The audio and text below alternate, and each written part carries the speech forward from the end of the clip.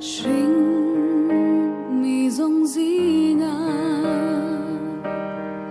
Inneihna hi